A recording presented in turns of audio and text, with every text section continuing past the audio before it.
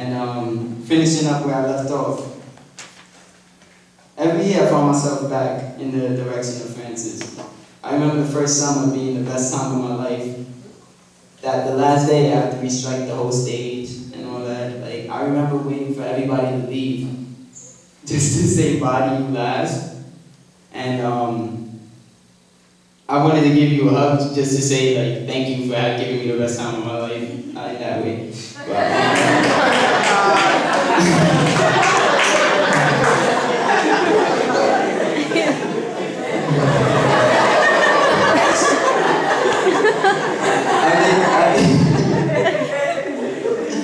I wanted to hug you, and then out of nowhere, I hugged you, and then automatically, immediately started crying.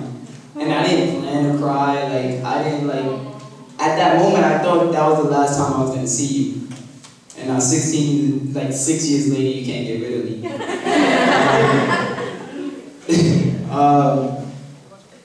And that's the effect you have on people, Francis.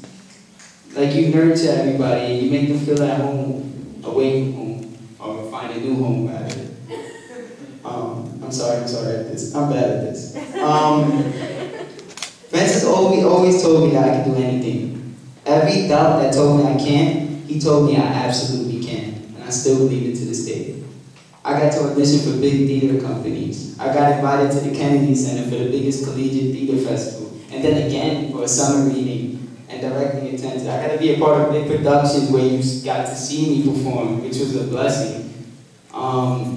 I got to be on an MTV commercial, which was mad weird. I got invited to Juilliard for a conference, freaking Juilliard.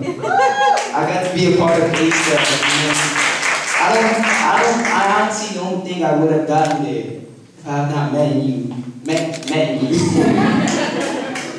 If I did not meet you in summer 2010.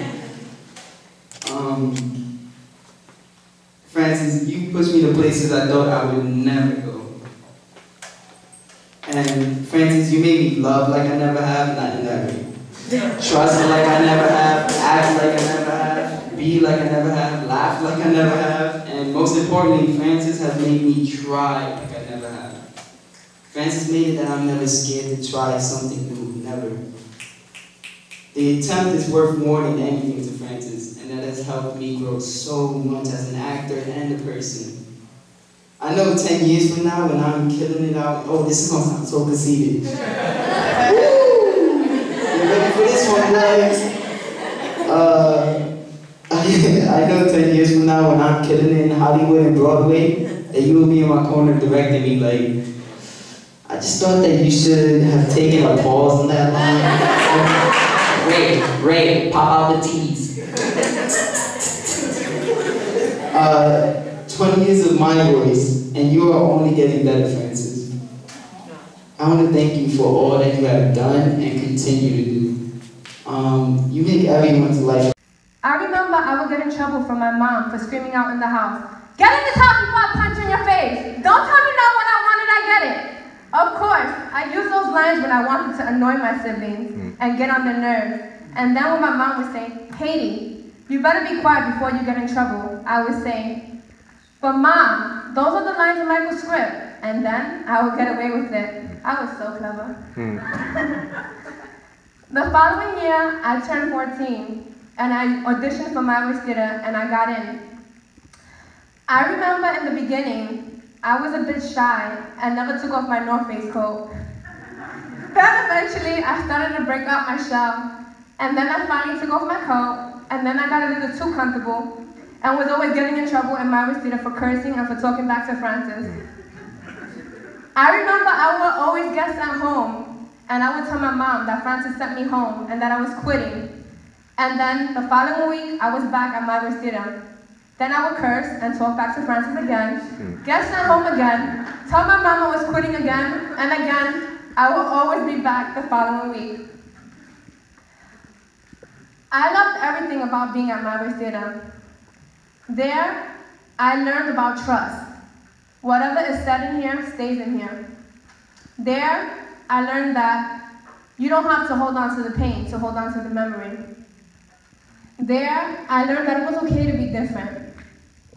There, everyone was accepted.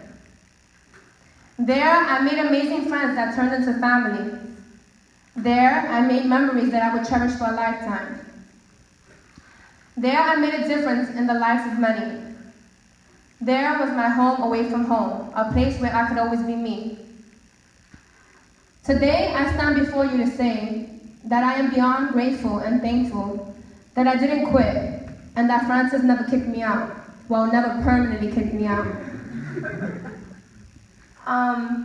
Because Maverick's Theater and Francis Blacklock played a major part in many of my life successes. Francis went from just being my acting teacher to an important parent figure after my mom passed away. And now he's my best friend. Francis, you and my voice.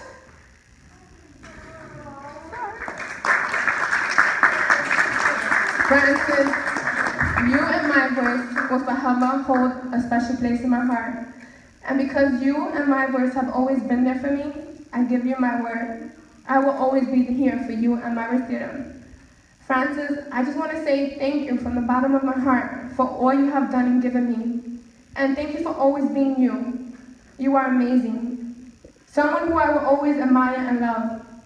And thank you for following your dreams and having a vision I'm sure surpassed what you could have ever imagined my Theater to be. Happy 20th anniversary. I love you. When you're being kicked and punched, you now have a voice that can be heard. Despite your sobbing and cries to stop before you are killed, you now have a voice that can be heard. Despite your pleas for help to someone who you know can hear you to help, you now have a voice that can be heard. I am here and can now be seen. I raise my head, though I pass broken and bruised. You know I am here, but you no longer wear blinders. If you cannot see me, you'll be forced to deal with me. Acknowledge my existence. Accept me. I am no longer unheard and seen. I fight for you. I fight for your community. I am your neighbor, mother, father, brother, sister. No longer invincible. I am your hope, your voice, your protector. I am the HIV infected and the people you've marched with striving to end AIDS. I am the gay or lesbian relative who now lives publicly outside of whispers, secrecy, and ridicule. I am the abused child you saw slowly dying who embraced life. I am the raped, the battered. You hear scream, but I now realize I did not suffer this agony alone.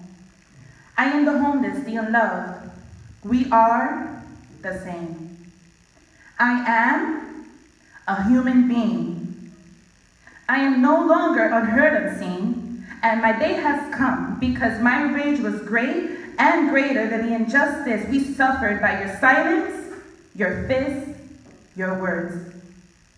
I am no longer unheard, unseen. You can hear me, see me, feel me. I am no longer unheard, unseen. And I still love you and need you to love me. I am no longer unheard, unseen. Well, you have heard and seen me today. Thank you.